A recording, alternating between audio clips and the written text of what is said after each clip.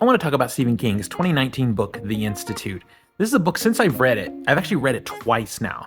I just think would be such a fun and perfect film for what people are into today. This is definitely skewing young adult, but it's not so young adult that older adults can enjoy it. It walks a nice fine line right between those two worlds. It tells two stories, which is one of the things that Stephen King is so great about. First, we have Tim. He is a jaded police officer who's left his job and he's traveling to New York City, but through a set of circumstances, he finds himself in the small town and ends up just taking a job as a door knocker. A police patrolman with no power, really, just basically a security guard almost. And it tells the story of that town and of him and builds his character, and we learn who he is. Just as we get into this story, just as we get invested in this small town storytelling that Stephen King is so good at, we switch to another story about Luke Ellis, a 12-year-old gifted child who has the power of telekinesis.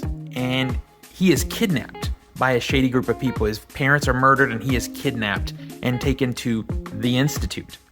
In that institute, Luke meets a bunch of other kids who also are gifted. They have telekinesis or telepathy or different combinations of those abilities. And the institute is doing experiments on them for some nefarious reason.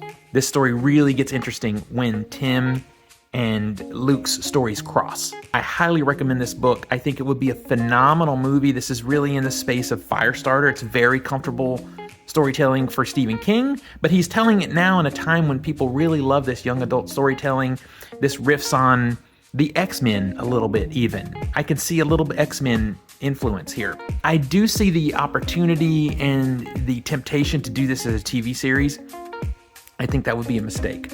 I think it would take all the good out of the story and we would eventually have something so formulaic and boring that the heart would be missed from what Stephen King wrote. This should be a 2-hour film or maybe a 6-episode limited.